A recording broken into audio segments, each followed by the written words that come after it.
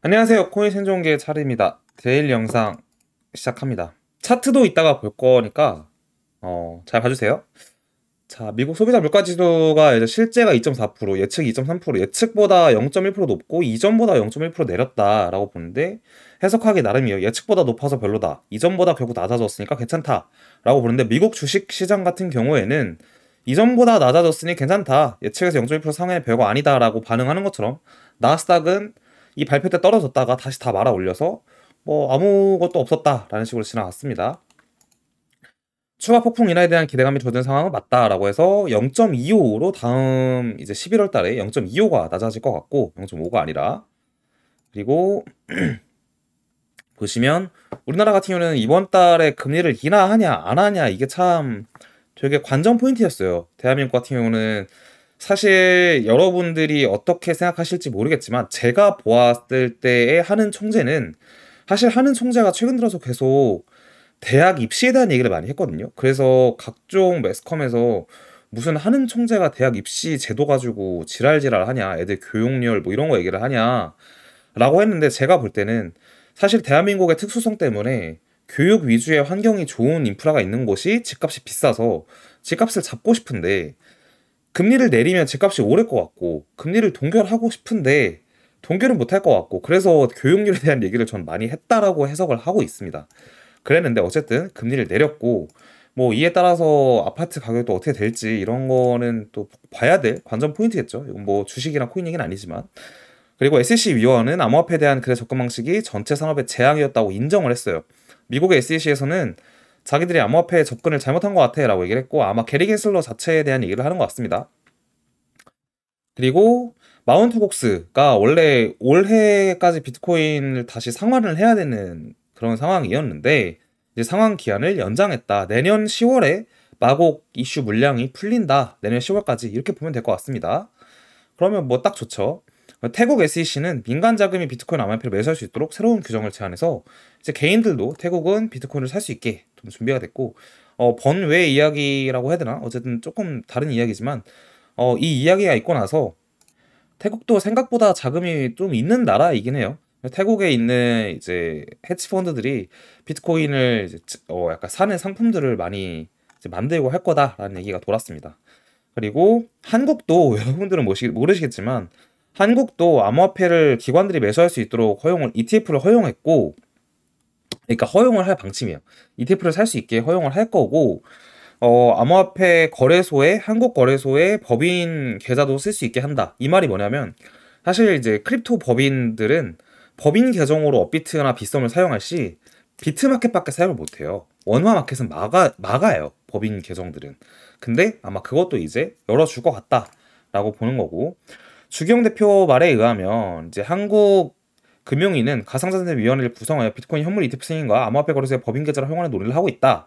이는 긍정적인 소식이고 차익거래 펀드와 마켓메이커의 한국 시장 진출로 김치 프리미엄이 완화될 것으로 보인다. 이게 핵심인 것 같아요. 김치 프리미엄이 완화될 것 같다는 게 핵심인 것 같고 사실 그러면 뭐 전반적으로 길게 봤을 때 좋은 거지 않을까라는 생각이 들긴 합니다. 김프 때문에 사실 가격을 비트를 달러 차트로 보면은 똑같이 예를 들어서 6만 달러인데 언제는 6만 달러지만 김프 때문에 더 비쌌고 한국이 어쩔 땐 싸고 이러니까 설명드리기 모호했거든요. 그런 부분에서 난 것 같습니다. 자, 그리고 밈코인 수사에 대한 이야기가 있었어요. 사실 말하기가 조심스러워요. 저도 옛날에 시바랑 도지를 사서 매매를 했던 사람이고 좀 재미를 봤었고 봉크는 진짜 초창기에 샀다가 아이러니하게 제가 그 다음날 팔았지만 뭐 이렇게 저렇게 샀었던 사람이기 때문에 이렇게 말하는 게 좀 웃기긴 하지만 밈코인의 종류가 무한대라고 봐도 이상하지 않잖아요. 계속 누군가 만들어낼 수 있으니까.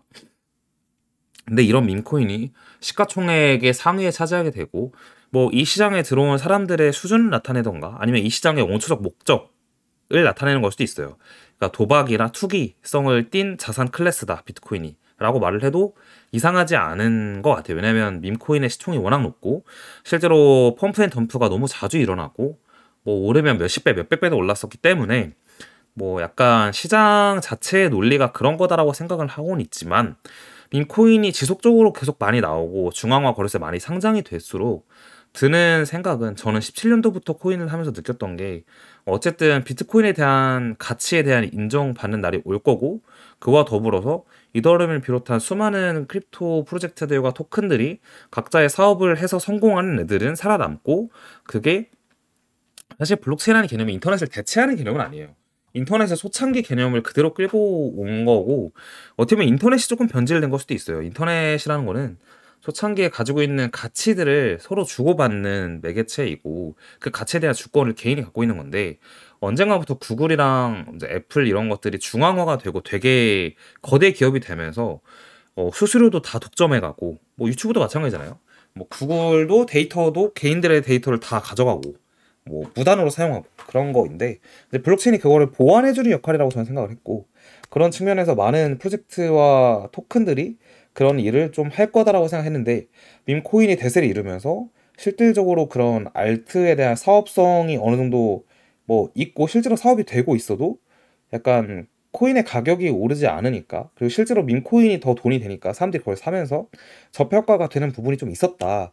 그래서 시장 전체 알트 시장 전체에 대해서는 사실 밈코인이 뭔가 이렇게 흥행할수록 약간 원래라고 하긴 좀 그렇지만 옛날에 추구했던 어떻게 보면 블록체인 자체로서의 그러니까 기술적 특징 그러니까 이 거래 24시간 열려 있는 시장이고 뭐 이런 트레이딩에 대한 초점이 아니라 기술적으로 초점을 맞췄을 때는 원하는 방향으로 가고 있지 않다는 생각이 들었었는데 이번에 FB에서 수사를 하면서 실제로 마켓 메이커들이 되게 많이 판을 쳤고 펌프 앤 덤프를 많이 해서 시장을 많이 흔들었다. 그래서 이번에 18개의 아마 회사와 개인들을 기소한 걸로 저는 알고 있는데 약간 뭐 물론 돈을 버신 분들도 있으니까 저는 뭐라고 이게 나쁘다라고 말하기 좀 그렇지만 이게 지속된다면 나쁘다는 생각은 있었어요. 그래서 좀 지속되지 않기를 바라는 마음이 조금은 있습니다. 저도 막 배가 아프고 그런 건 아니에요. 저도 제가 인정했고 봉크 이후에 나온 윈코인들은 그러니까 페페랑 봉크까지는 저도 매매를 할 만해서 했었고 괜찮았는데 그 이유는 저도 잘 모르겠더라고요. 그래서 매매를 안 했고 누군가가 잘 벌었으면 그냥 축하한다라는 생각은 뭐 있었고 축하도 했었는데 이게 평생 지속되고 계속 윈코인만 오르고 이러면은 시장에는 좋지 않을 거라는 생각이 있었거든요. 어쨌든 그러한 상황이다.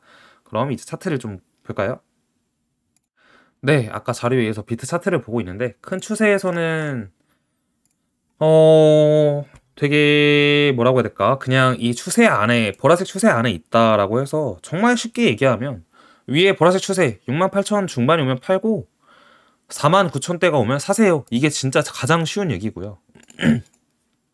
일봉으로 보면 EMA 200일선에서 우리는 지지를 받는 경향이 지금 있는 것 같고 일단 차트적으로도 이렇게 지난 저점을 이렇게 있게 된다면 지지를 받았다라고도 볼 수 있는데 이 저점이 여기가 아니라 여기를 있게 된다면 57,000대까지의 하락도 열어는 둬야 된다라고 보고 있는데 지금 여기까지 가지 않는 게 되게 핵심이어야 돼요. 57,000도 갈 수는 있지만 안 가고 되도록 여기서 하락이 끝났어야 되는 이유가 보시면